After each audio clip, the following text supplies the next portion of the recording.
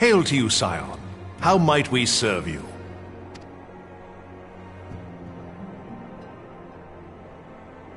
Commander Leveilleur bade you serve us?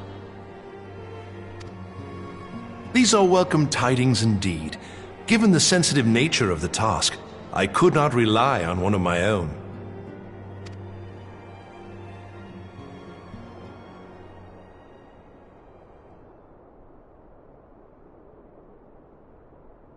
That which I'm about to tell you, I tell you in the strictest confidence.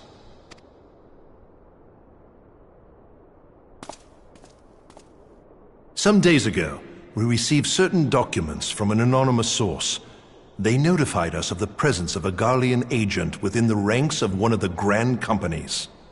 Following some discreet inquiries, we identified a suspect among the Immortal Flames, whom we detained for questioning. Alas, the man was not our agent. He was but one of many men in the agent's employ.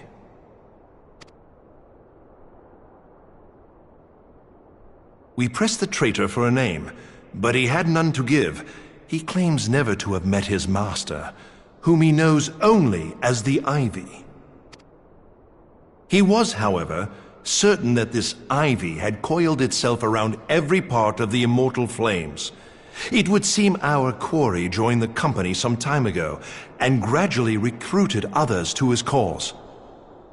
These conspirators are the vines by which he learns our secrets, all without exposing himself. It won't be easy to identify the Ivy amidst this tangled mass of subterfuge, but we have a tendril in our hands, and we shall follow it all the way to the gnarled root. Now, much as I would prefer to proceed with due discretion, circumstances demand that this matter be settled post-haste. Garlemald's War of Succession nears its end, and it is feared that the Empire will soon resume its march on Eorzea. When it does, we can ill afford to have traitors in our midst. The Ivy must be rooted out now. We must begin by apprising General Roban of our findings. I would ask that you accompany me to the Hall of Flames, and remain on hand to see that things go smoothly. Assuming the Ivy's tendrils are as widespread as we believe, he will be aware that an investigation is underway, and if that is the case, he may well move against us. We must be prepared for anything, while taking care not to betray our purpose by seeming prepared. A simple enough task for a one-man army like you.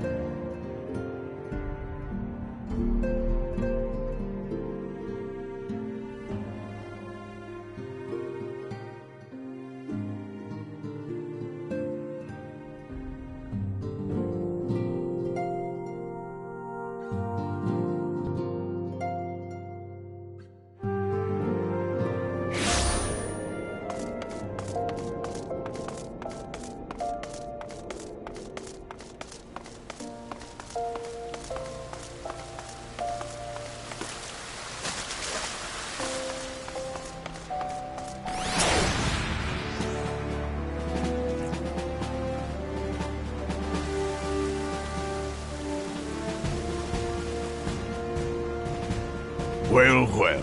What brings you here, my friend?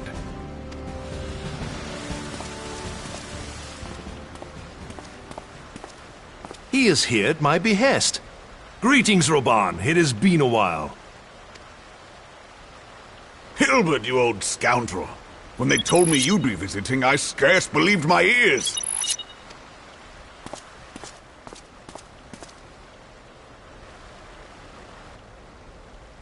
But look at you! The honored captain of the Crystal Bloody Braves. Who'd have imagined, eh? Not many, but fewer still would have imagined your destiny lay in politics, old friend. Aye, we've both come far, have we not?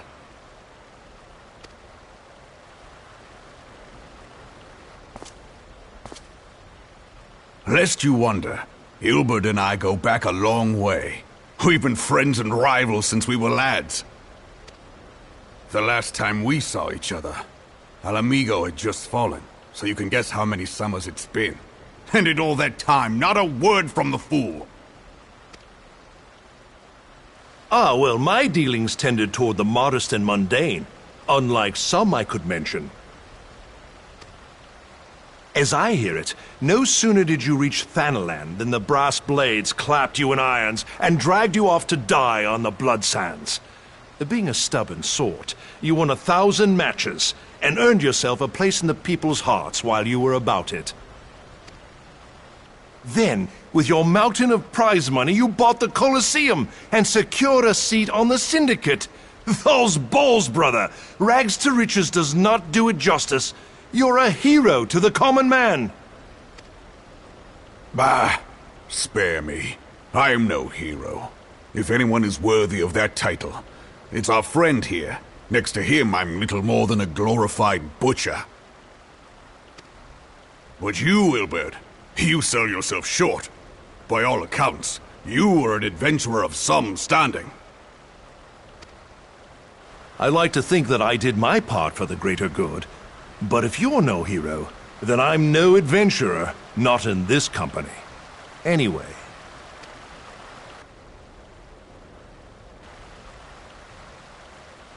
I have tidings. So there has been progress. I've let it be known that this meeting is a reunion between old friends. None will give your visit a second thought. To convene elsewhere would only attract attention. Let us speak here, in plain view of all.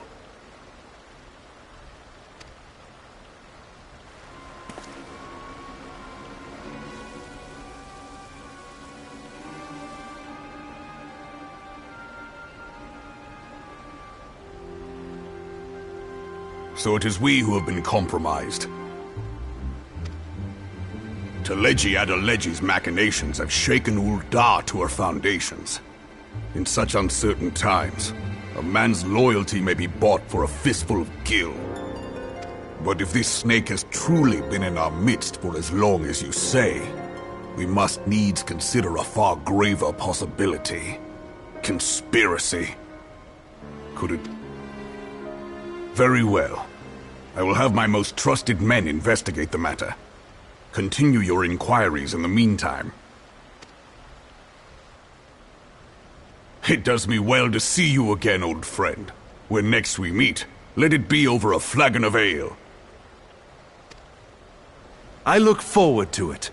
Let us reminisce of bygone days, and drink to the future of our homeland.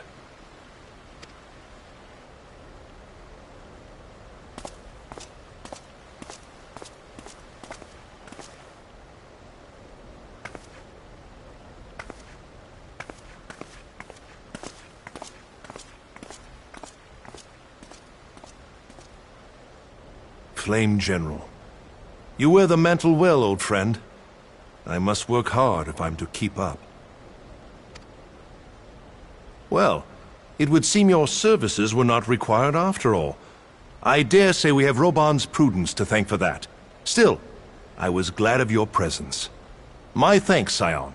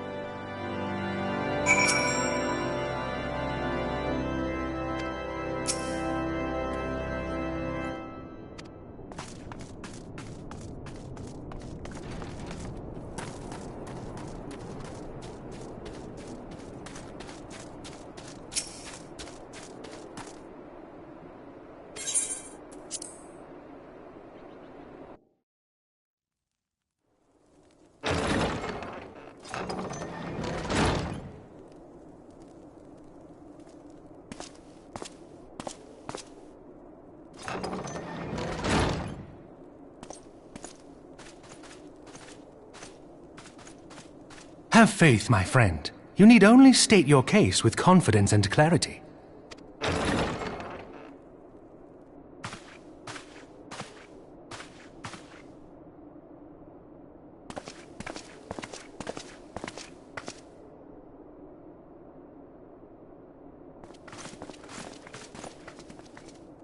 Commander Leveilleur, it is both an honor and a pleasure to meet you. I am Emeric, Lord Commander of the Temple Knights. Alphino Leveilleur, at your service. Your reputation precedes you, Sir Emeric. I think we will find that we have much in common.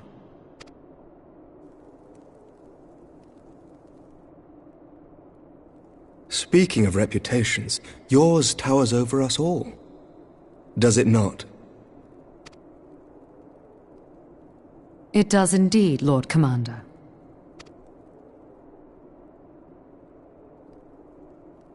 I am not too proud to admit that I have followed your activities with an interest bordering on fascination. Full glad was I to learn that you would be joining us. Now then, shall we begin?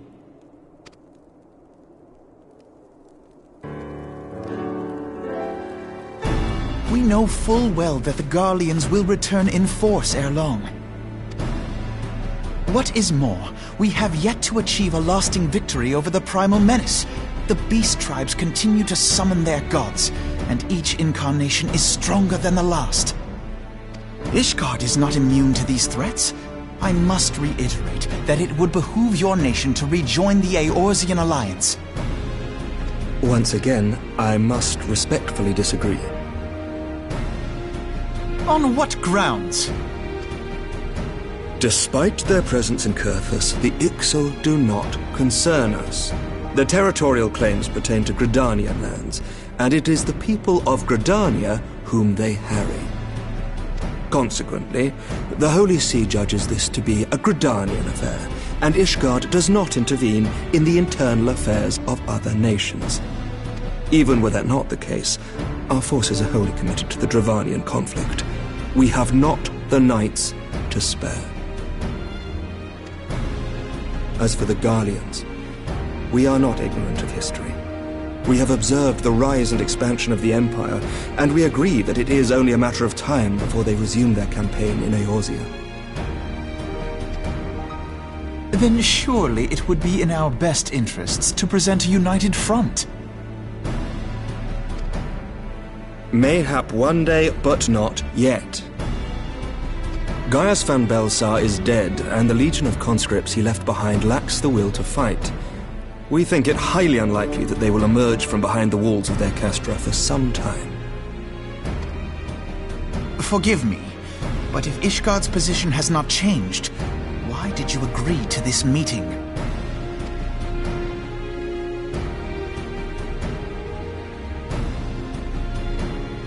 It was not only as a representative of Ishgard that I came here.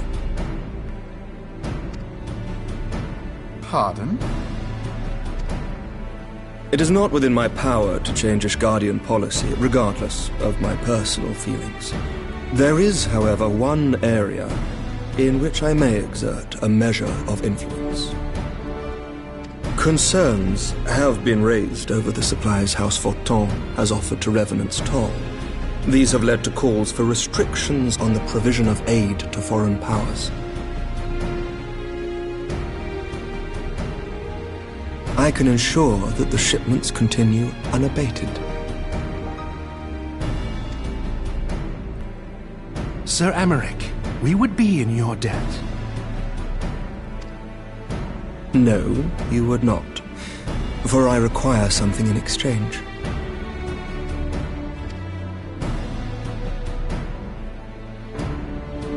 Of late, there has been a flurry of Dravanian activity, the purpose of which was not immediately clear.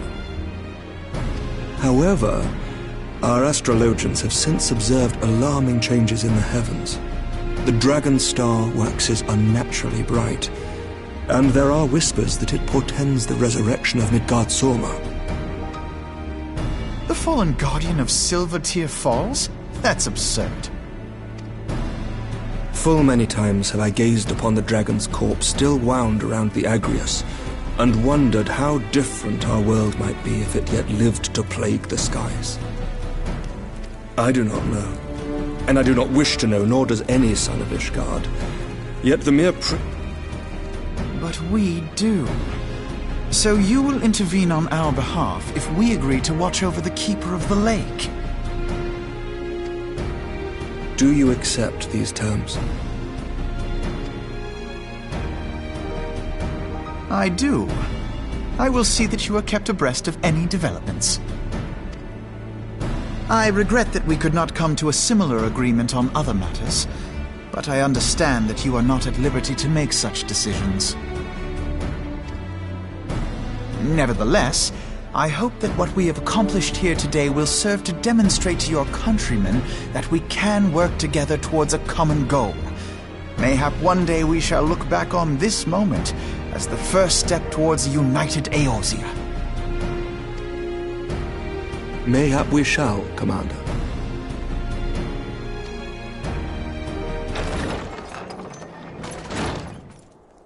What is the meaning of this? The caravan, my lord. It's been attacked. It was Iceheart, my lord. What? By the Fury! All our precautions were for naught?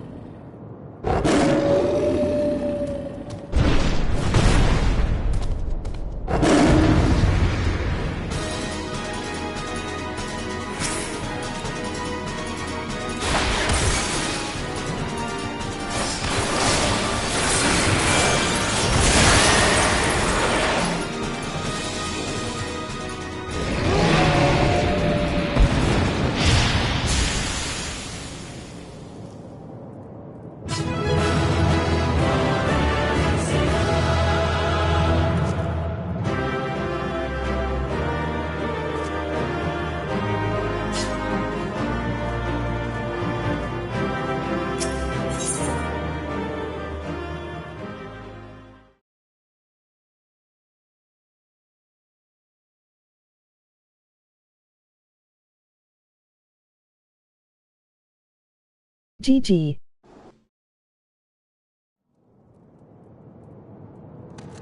The tales do not do you justice, warrior of light.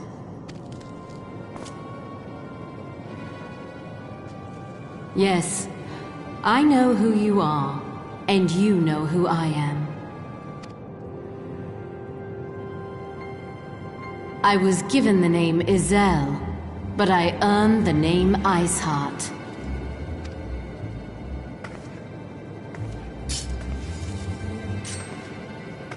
This endless cycle of hatred, of bloodshed, of sorrow. You would see it continue, O noble warrior of light. I would not. I will not. I will bring an end to this war between dragon and man, no matter the cost. In time, you will come to understand that what we do for the greater good. For Eorzea, for Hydaelyn.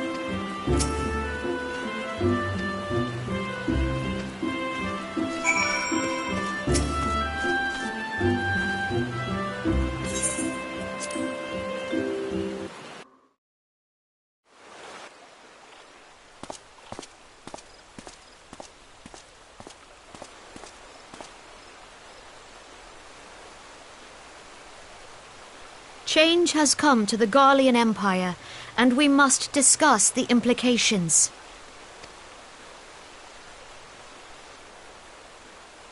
The rumors are true, then? The War of Succession is ended? It is. A new emperor reigns in Garlemald. Who?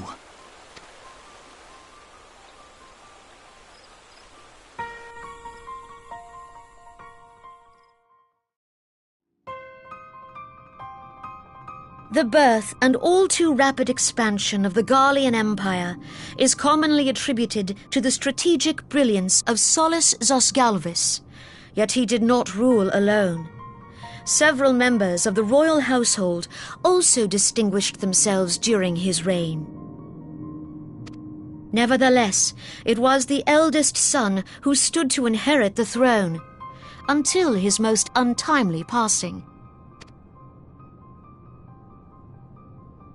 I thought us fortunate when I learned that the Emperor had died without naming a successor.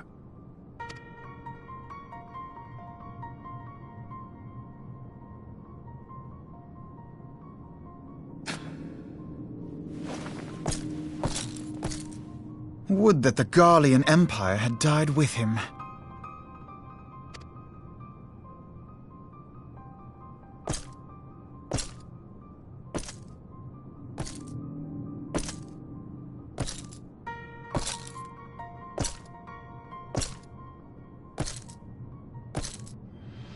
Twas the grandson and his uncle who had the strongest claims, was it not?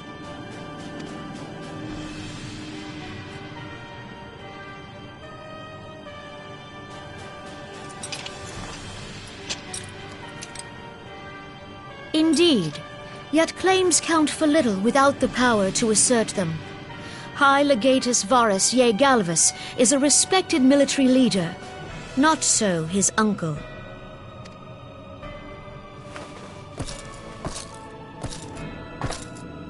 So young Varus has torn the crown from his uncle's grasp and taken his place at the head of the Empire.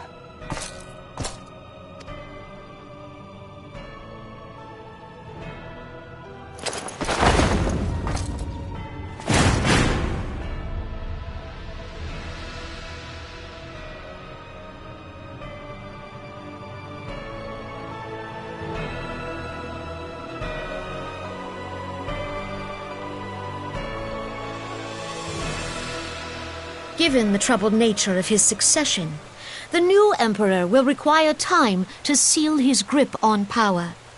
Yet have no doubt but that he shall, for there are none left with strength enough to oppose him. Since the success of Operation Archon, the remnants of the 14th Legion and the forces occupying Alamigo have done naught but fortify their positions. But you can be sure they'll be ready to march on us again, if their emperor gives the word. When, not if. They say this Varus was so set upon Eorzean annexation that he spoke out against the Meteor Project. Plainly, the new emperor's intentions are of great concern to us all.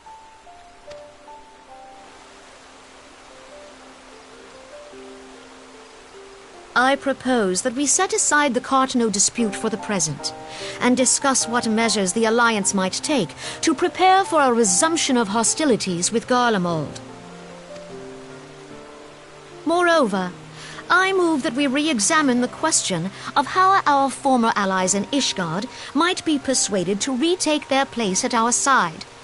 Could Eorzea but stand as one, 'twould deal a grave blow to our enemies' ambitions.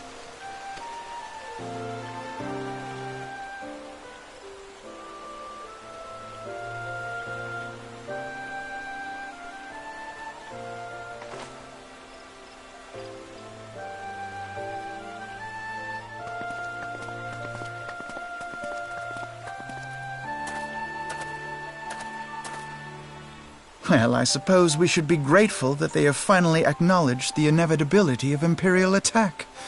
Who knows? They may even do something about it. If only the leaders of Ishgard would follow their example and stop hiding behind their gates, praying for the coming storm to pass them by. But that is a discussion for another time. At present, I am more concerned by the fact that the Alliance's mooted preparations will be made known to the Garleans many moons before their coming. So long as the Ivy eludes our grasp, no secret is safe.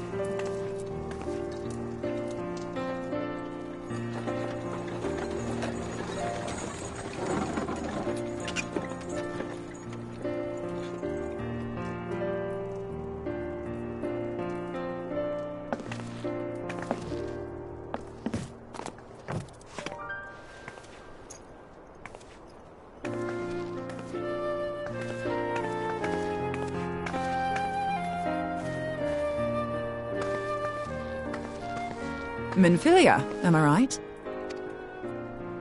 None other. I bid you welcome to Revenant's Toll, and thank you for traveling so far on such short notice. As if I could ever say no to Urianger. Moonbreeder is an accomplished Sharlayan scholar and an authority on Aetheryte technologies. She has played an invaluable role in our search for a means to capture Arcean souls. Charmed, I'm sure.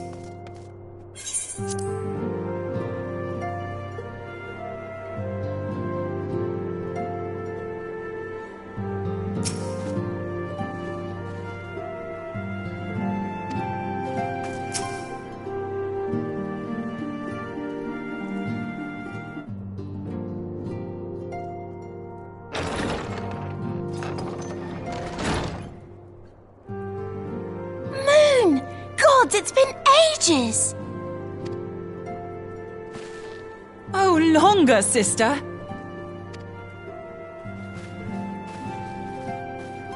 A joyous reunion indeed. Well, of course it is. Moon and I are like twin sisters. Save in appearance and aptitude.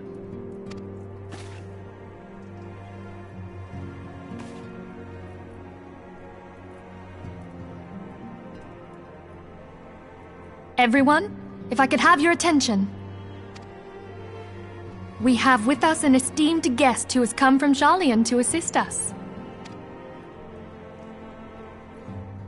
I bid Moonbreeder join us here that she might share with us her extensive knowledge of Aetherites. Also, as many of you are already aware, she has been overseeing our research into White Auracite, a sample of which she has been good enough to bring with her.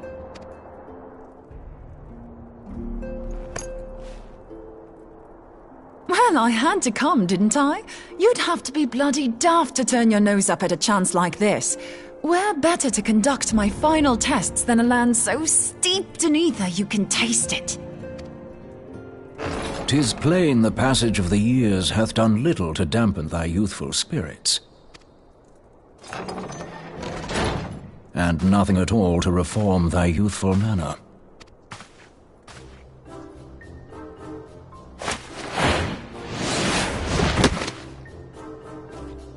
Urianger, where in the hells have you been hiding? Unhand me.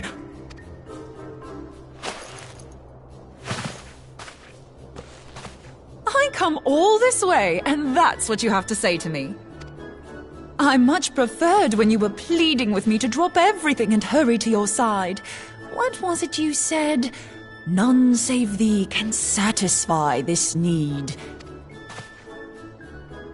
Go on.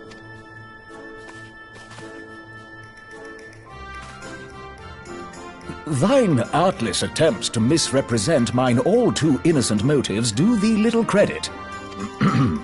Mine intent, as well thou knowest, was but to impress upon thee the gravity of the circumstance.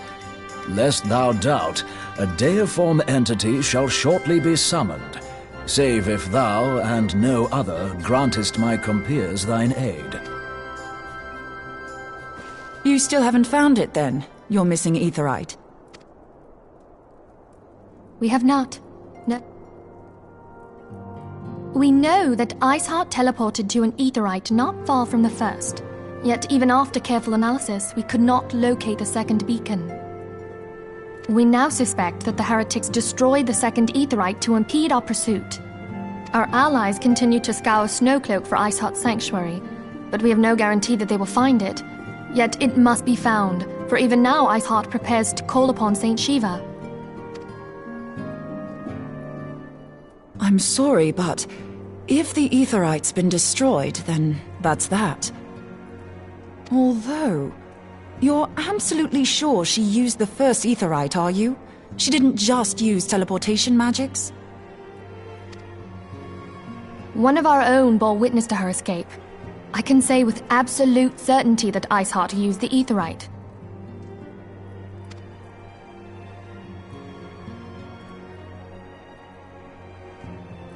In that case, there might be a way, so long as the ethereal current is still flowing. Truly? How? We use the current to recreate the beacon. As you know, Aetherites are a bit like lighthouses. We use them to reconstitute our physical forms when crossing the ethereal sea. Without them, we'd lose all sense of direction and our essence would dissipate. However, we don't rely solely on these beacons. There are currents of ether which flow between them, currents which help guide us to our destination. Now, these currents will gradually dwindle away to nothing if an Aetherite is destroyed. But if even a sluggish flow remains, we could theoretically use it to direct a surge of concentrated ether towards the void left by the beacon, and thereby fill it up again. Like opening the floodgates to fill a dry riverbed. Though, correct me if I'm wrong, but would we not need a veritable reservoir of ether? In concert, we might manage to channel a sufficient volume, yet that is not my chief concern. To direct the flow of so great a volume of ether with the requisite precision would be a nigh impossible task in itself. I barely succeeded in facilitating travel to an unattuned beacon. That which you describe sounds considerably more difficult.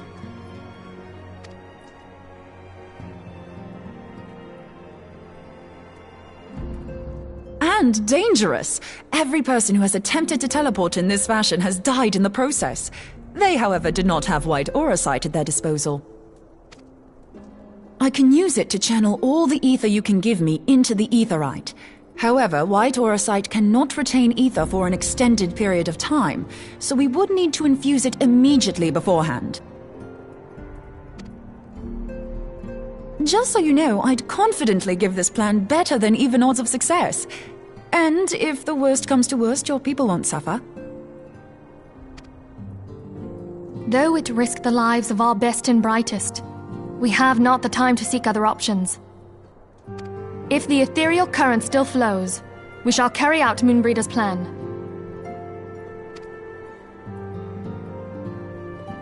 That's the spirit. Let's roll the dice.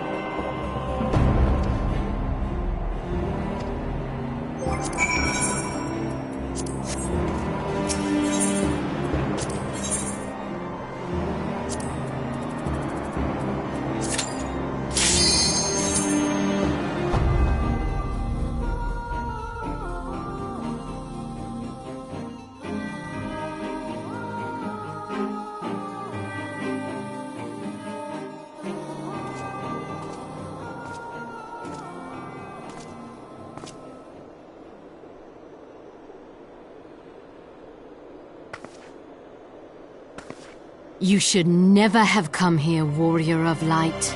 I labor only to forge a lasting peace. A peace you would deny us out of ignorance and blind faith. No matter. If it is our fate to be at odds, then it is mine to strike you down. We whom gods and men have forsaken shall be the instruments of our own deliverance. Partake of my flesh. Fill this vessel with your light. Walk amongst your brothers and sisters once more. Oh, Saint Shiva, still the hatred within our hearts and bless us with eternal grace.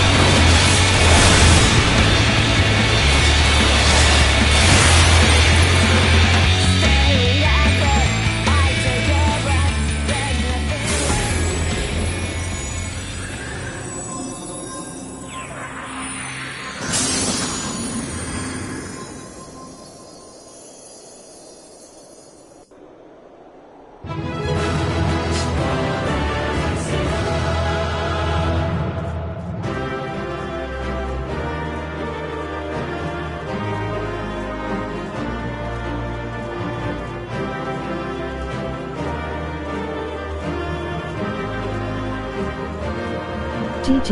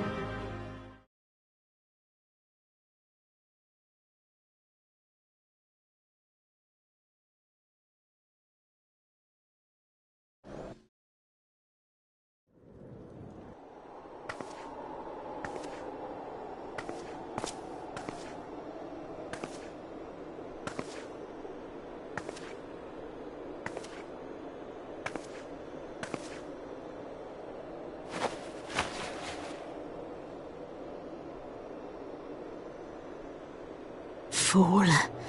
Blind, bloody fool.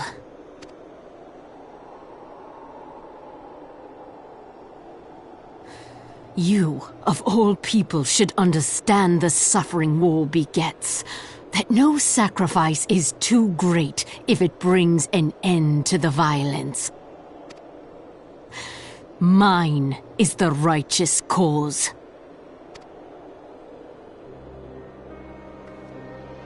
You fight in a war you do not understand. A pawn of liars and schemers. And they are no less ignorant than you, following the creed of their fathers without question, never thinking to ask why. Trapped in a delusion of their own creation, and blind to the truth.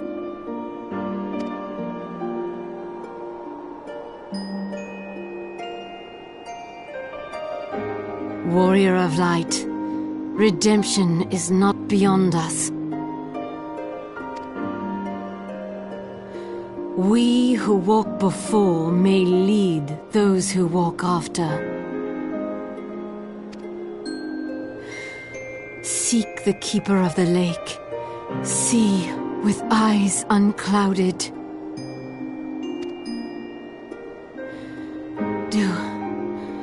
Do not squander Mother's gift.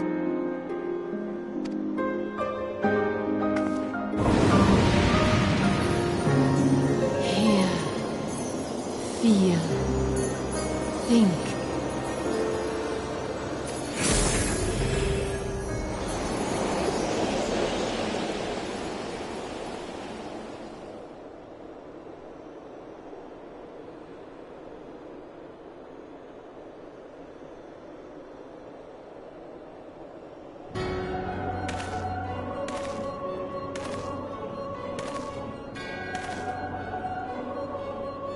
And so the vessel withdraws, a predictable outcome. Nevertheless, La Habrea will be pleased. How unfortunate.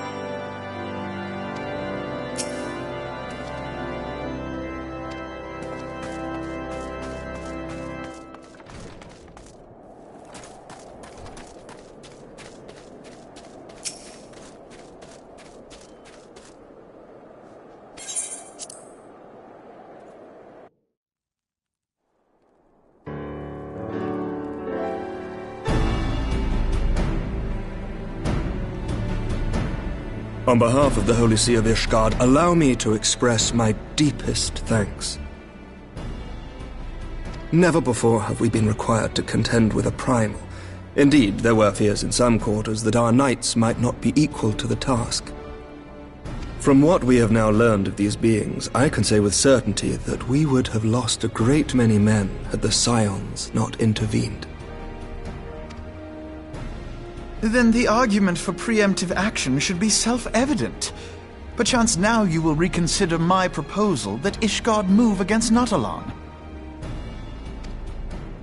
Ere we first met, a similar proposal was tabled, but the Holy See decreed that we were to observe, and that military action should be taken only in self-defense.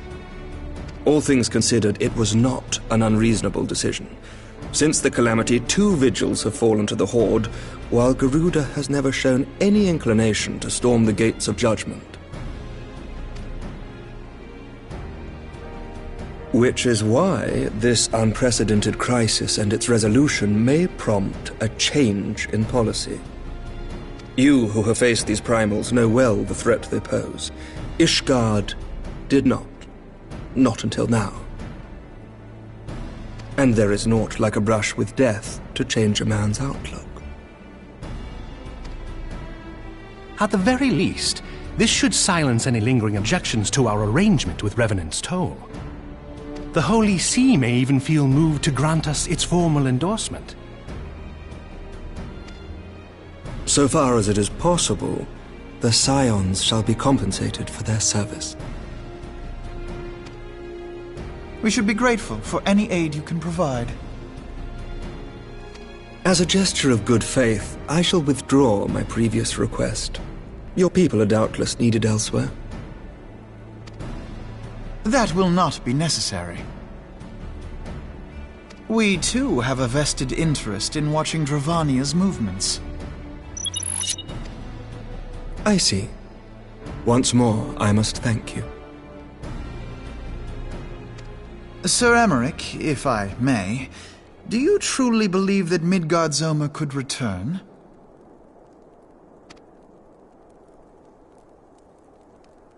The heavens are a window unto truth, but those who interpret their movements are not infallible.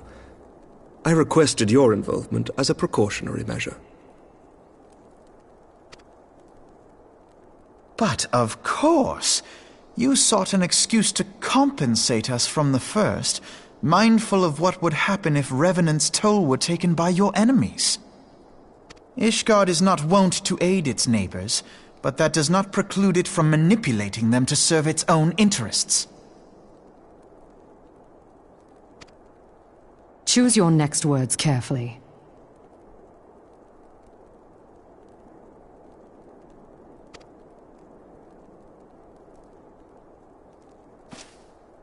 Do you know what sort of man becomes Lord Commander of the Temple Knights? One who comes from good stock. I did not. Yet here I am now. Why do you suppose that is? Because I swiftly learnt to tell the difference between words, deeds, and beliefs. You are correct, Master Leveilleur. Ishgard desires to see Revenant's Toll flourish, as it would present a troublesome obstacle to our enemies from the south. We are so glad to be of use to you. As we are to you. Ours is a mutually beneficial arrangement, lest we forget, one born of necessity. The dragons grow more restless by the day, and the heretics harry us nigh without cease. We have contended with such troubles for centuries, but there are limits to even our endurance. Yet as a pauper is loath to part with his meager possessions, the leaders of Ishgard are not wont to render up their trust to outsiders. But with perseverance on our part, they may yet be made to see the light. Nevertheless, one must take care when walking the road less traveled. Wise words, Sir Emmerich. I shall make a point to remember them. I must apologize for my earlier outburst. I hope it will not sour our good relations. Not at all. You but spoke from the heart. I trust you understand that at times my duties may prevent me from meeting with you.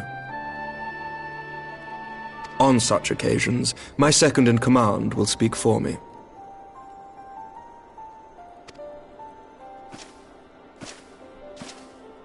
Lucia, at your service. Pray excuse our reticence. We are but wary of speaking too freely, lest our sentiments be made known to our enemies. Know that the Lord Commander and I are of one mind. For the sake of Ishgard, and of Eorzea at large, I pray our peoples can put aside their differences.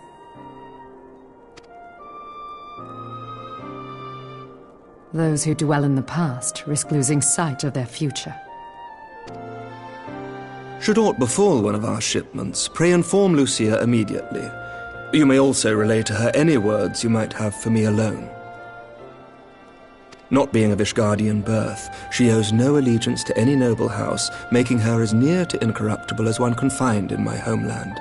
Suffice it to say, I trust her completely, and so may you. Which reminds me, Lord Orchefort, if you would be so kind? Certainly.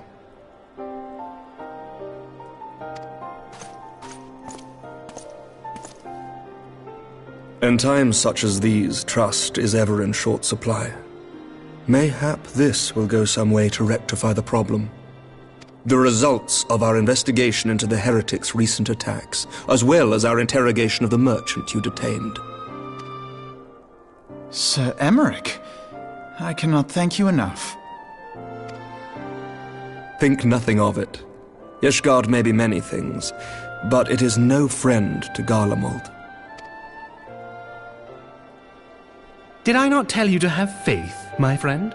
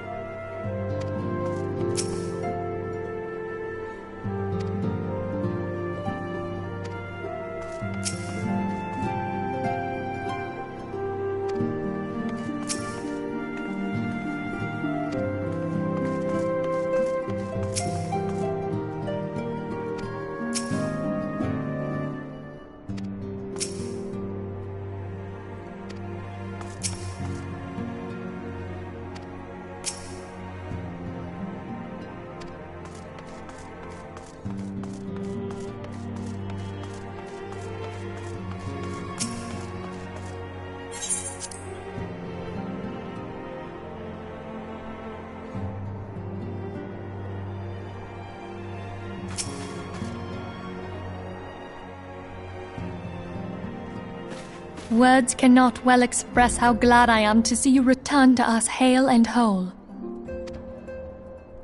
Needless to say, I am most eager to hear your account of that which occurred in Kurthis, assuming you're ready to speak of it. Excellent. I shall summon the others at once.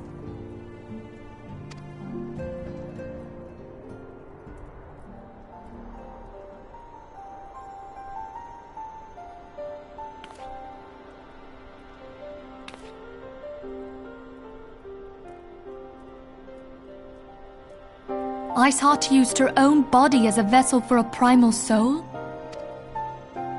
Master Louisoix's writings make no mention of such a possibility. Can we be certain this entity was a primal? As certain as we can be that good King Mogulmog XII was a primal, I should think. Both were ostensibly summoned. Let's not quibble over definitions. Of more concern is the implication that Iceheart retained her will, even after she was possessed. We are talking about a mortal, wielding the power of a primal. It can't possibly be that easy, can it? There must be some sort of sacrifice required. Or maybe she's just special? What qualities this woman possesseth, I know not. But full sure am I that she was groomed for this role. Few are privy to the secrets of summoning, and but a single party standeth to profit from their dissemination. Well, I wouldn't presume to comment on how the lass came to know about summoning, but I will say that what she summoned was a primal. The readings were the same, or near as damn it. Strange as it all sounds, it's really no different from what you've faced before. Then mayhap it is time that we re-examined our previous encounters. Pack your things, Ida. We're going back to Gridania. Yes, sir.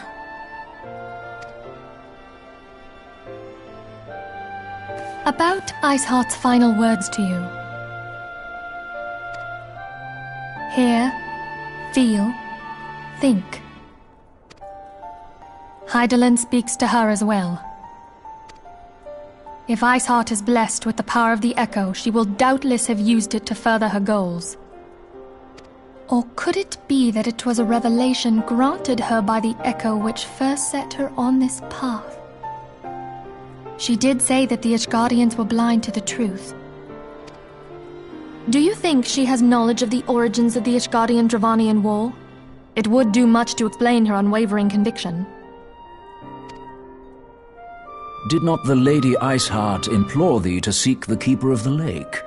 And did she not imply that in so doing thou wouldst come to see with eyes unclouded? Midgard-Zoma was a king amongst kings who reigned for centuries on end. But he is dead and his wisdom lost to the ages. Unless the Ishgardians' fears are well-founded. It would seem we have yet another reason to stand watch over the Keeper of the Lake. For a mercy, we are well positioned to do so. Iceheart, Shiva, Ascians, and Midgard-Zoma. I shudder to think how they're all connected.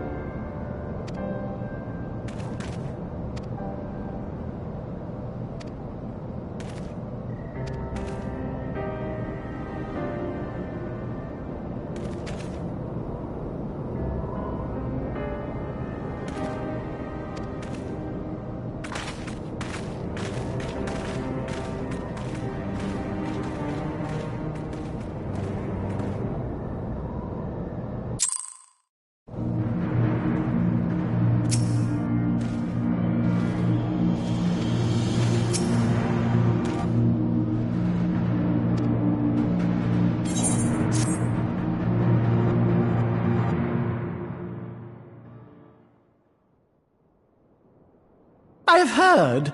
Truly bothersome business. No, I do not foresee a problem on that front. The main concern is Roban. There is no telling what the brute might do. Have the Blades watch him in the flames day and night. You may leave the Sultana to me. I shall personally attend her grace.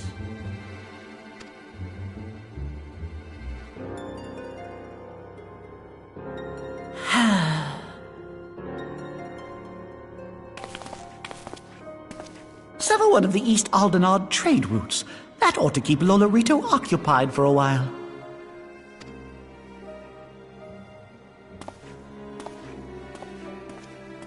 Nanamo Ulnamo. For my sake, pray be a good little Sultana to the last.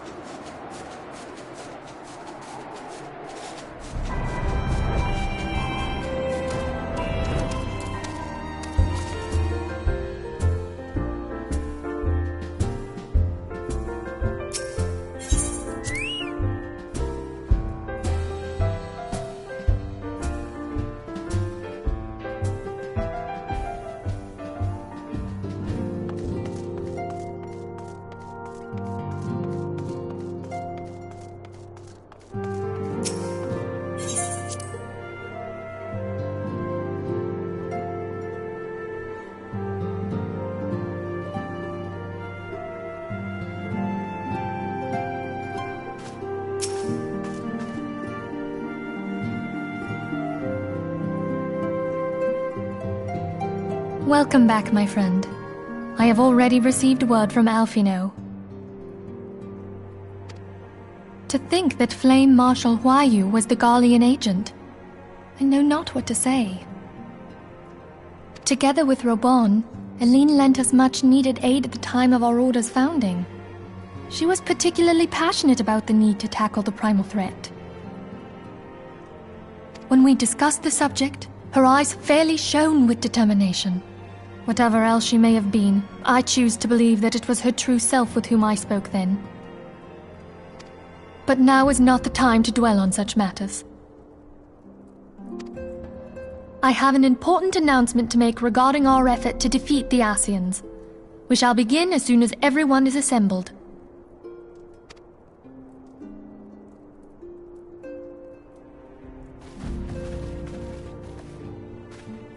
My thanks for coming, friends. Moonbreeder, the floor is yours. By now, I'm sure you're all familiar with White Auracite, the miraculous material that'll allow us to capture Ascian souls. Back at Snowcloak, we verified its ability to absorb vast amounts of ether. Alas, it leaves something to be desired in the area of stability. The stone can only store ether for a short while before expelling its contents. In addition to Orosite's inherent limitations, we must needs be wary of our enemy's strength. Our foe draweth upon an infinite wellspring of power. Even should we succeed in entrapping him, the stone will not long contain his wrath. Meaning that, if we want to kill the swine, we'll have to be quick about it. 'Tis our belief that an Ascian soul may be permanently undone, if smitten by a sufficiently concentrated burst of pure ether. The only trouble is, we can't say for sure how concentrated the burst needs to be. Without knowing how much ether an Ascian soul is composed of, we're basically guessing. Our sole clue lieth in thy struggle with La Habrea. During that encounter, Heidelin bid you forge what she called a Blade of Light, a weapon which took the form of a luminous stream of energy. Based on your description, we believe the blade with which you vanquished your foe was composed of ether. Admittedly, your victory proved ephemeral, as La Habrea was able to use a crystal of darkness to flee into the space that lies between our world and the void. The fact remains, however, that Heidelin placed the means to destroy the Ascians in your hands. Be that as it may, it would be unwise to assume that she will do the same when we next encounter such a foe. Quite so, my lady. We must needs find the means to forge our own blade of ether, one to equal that which Heidelin did benevolently bestow upon her champion. That is all well and good, but it seems to me that producing such a blade will require a prodigious quantity of ether. Whence will it come, pray tell? Oh, what if we had 2 pieces of white orosite? One to trap the Ascian, and the other to store the ether for the blade. Oh, nice try. But it's as I said, the stone won't hold ether for any length of time. We'd still need to collect the stuff there and then, sorry to say. And therein lies the rub. Finding a way to create the blade whenever and wherever we choose. 'Twould seem more research is in order. I'm going to linger a while, perform a few more tests on the orosite. And I could do with some help. Urianger, why don't you lend me a hand? Mine apologies, but I am required at the Waking Sands. Lady Minfilia hath given me sole charge of the premises. 'Twould be unseemly to leave them unattended. Sole charge, you say? So you're basically alone there, then? Well, that settles it. I'll just have to come to you.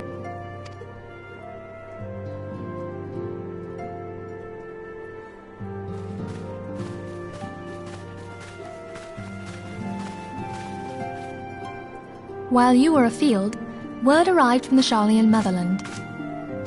You will recall that a survey party was dispatched to investigate the incident at the Isle of Val. What they discovered was troubling, to say the least. According to the report, the isle has been erased from existence. 'Twas as if a hole had been torn in the very fabric of reality. Aye, yet the mystery endeth not with the isle's disappearance. It hath come to light that a number of scholars in various other locales were reported missing at a similar juncture. What's more, they all had something in common with the head of the students of Baldessian. Every last one of them was researching a phenomenon called dimensional compression, or the rejoining as the ancient texts call it. I'll be damned if that's a coincidence. All indications suggest Ascian involvement.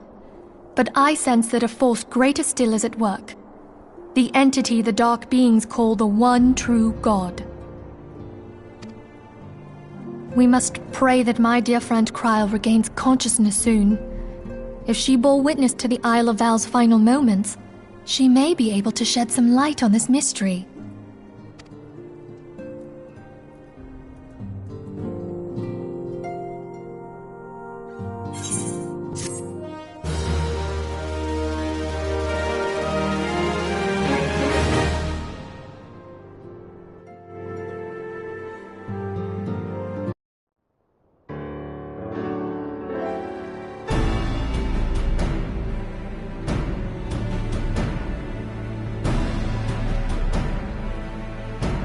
Following the calamity, the forces of the 14th Imperial Legion entrenched themselves in strategic locations across Eorzea.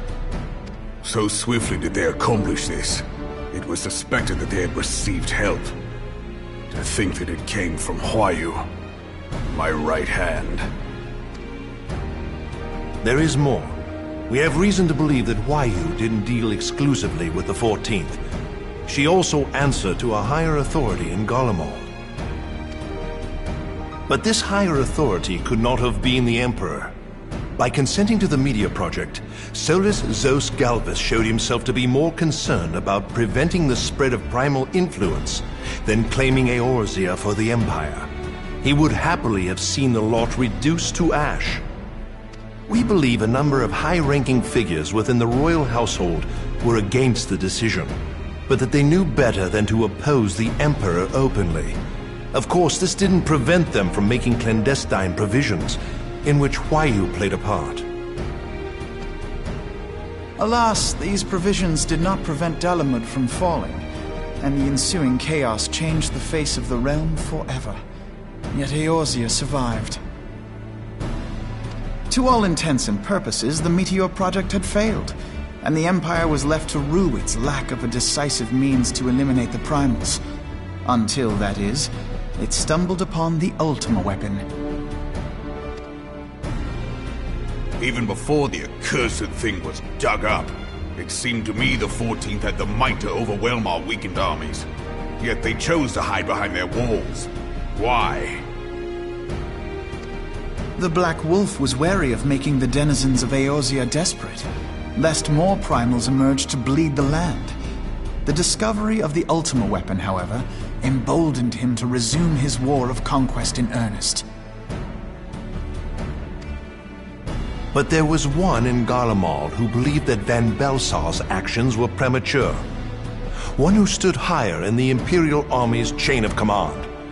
He ordered the Legatus to halt his advance, only to find that the Black Wolf had slipped its leash, and that the 14th now acted alone. In a bid to bring Van Belsar to heel, he used the agent he had planted in Ul'dah prior to the calamity to undermine the Legion's efforts. A man who outranks Van Belsar, yet opposed the late Emperor's decision to annihilate Eorzea. This could only be the former High Legatus of the Garlean army, now known as Emperor Varus Zos Galvus. So he was Huayu's true master. But one of several in actual fact. We've learned that even as Huayu served the Empire's interests, she sold Imperial secrets to a certain faction in Eorzea. In so doing, she helped to maintain the status quo, thus prolonging the conflict. Considering who stands to profit from war, it isn't hard to imagine who her other masters were. Seven hells! You mean to say that she was a double agent? Triple, if you consider her services to Van Belsar and the new Emperor as separate. As neatly as these pieces seem to fit, one aspect of the puzzle remains unclear to me. By whose will was the Marshal feeding intelligence to the heretics? And try as I might, I fail to see how aiding their cause would profit either her Imperial or monetarist masters. Could it be that another hand is at work here? If so, Huayu must be made to reveal whose it is.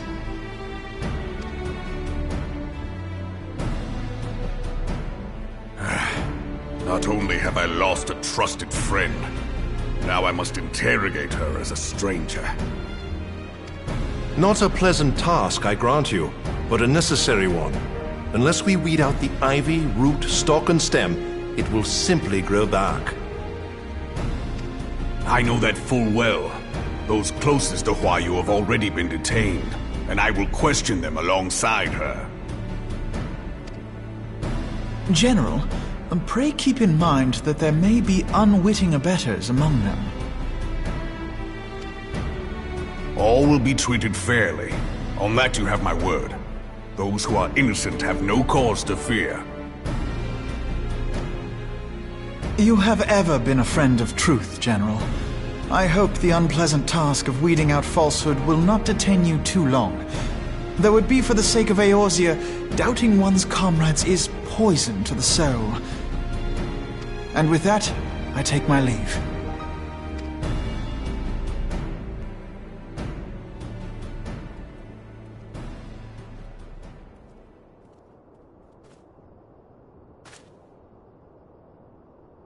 All these years, I've been made to dance to their tune. How could you, Huayu? How could you side with them? Those cankers who take from this land and give naught in return, who use their power to disempower and grow fat while the people starve.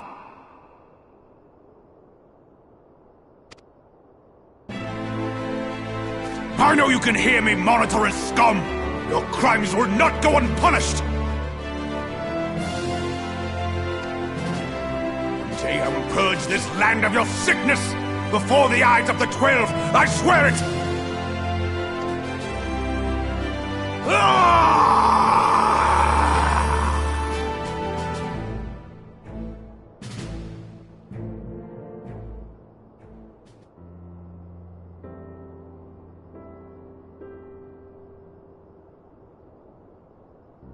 I shall have no further need of you this day.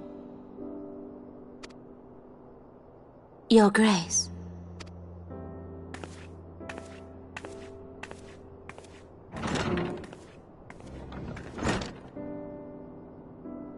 I fear that not even mine own chambers shall remain private for long. Has the situation grown so grim?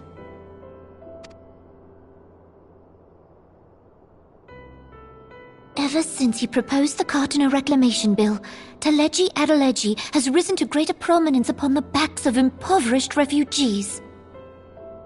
The monetarists were ever united in their pursuit of profit, but the man's actions have torn a rift in their ranks. They snap at each other as rabid dogs.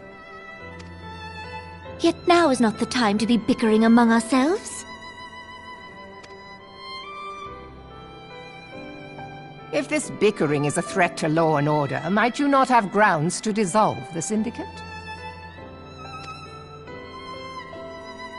Would that the solution were so simple, Admiral. Alas, my moving to dissolve the Syndicate is certain to spark outrage among the influential merchant class, whom the Cabal represents. This would serve to exacerbate the current unrest, and peace would slip still further away. Be they rich or poor, natives or refugees, all who reside in Ul'dah have a right to pursue happiness. It is the duty of a ruler to protect this right. If I am to perform my duty, I must needs tread warily. It would not do to make enemies heedlessly. Were Lord Lolorito here, he would doubtless say that I have my head in the clouds. A ruler is required to take a wide view.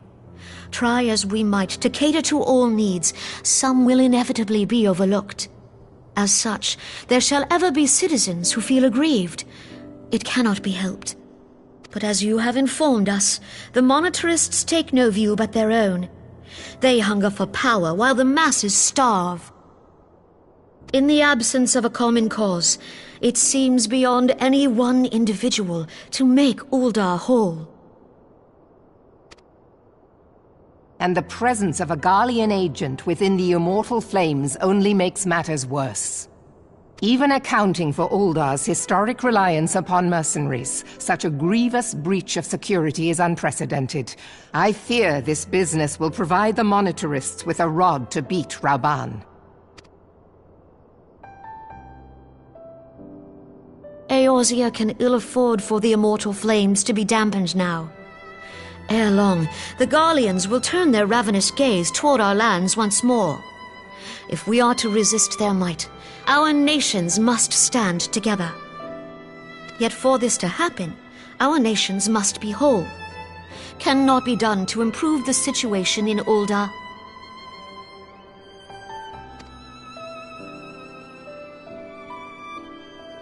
The true wealth of Ulda lies in the health, happiness, and hopes of her citizens.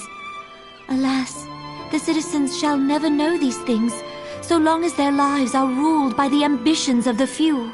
The Monetarists claim to represent the best interests of the people, but in sooth they desire only to manipulate them for their own selfish ends. For the government to serve the people, it must be formed of the people. For Ulda to move forward, it is not only the Syndicate that must be dissolved.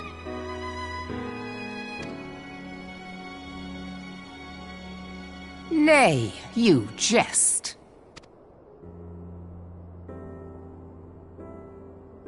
My friends, it was for no other reason than to make known to you mine intent that I requested your presence here. When I make my declaration to the people, chaos shall inevitably ensue. As the last monarch in the line of Ul, I make unto you this request. Help Rauban to preserve order and protect the people. Forsake them, and you forsake yourselves, for a strong Eorzea will ever have need of a strong Ulda.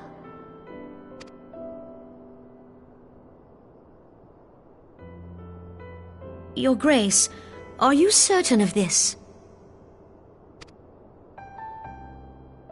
There is no other way. When the time is ripe, the nation shall become a true republic. Both royalists and monetarists shall cease to be. Ulda will no longer belong to kings or queens or merchant princes, but to her people.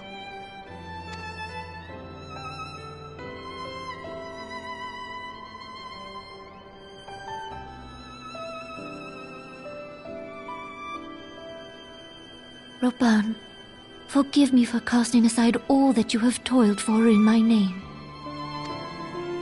Beyond this gesture, I am powerless to help my subjects.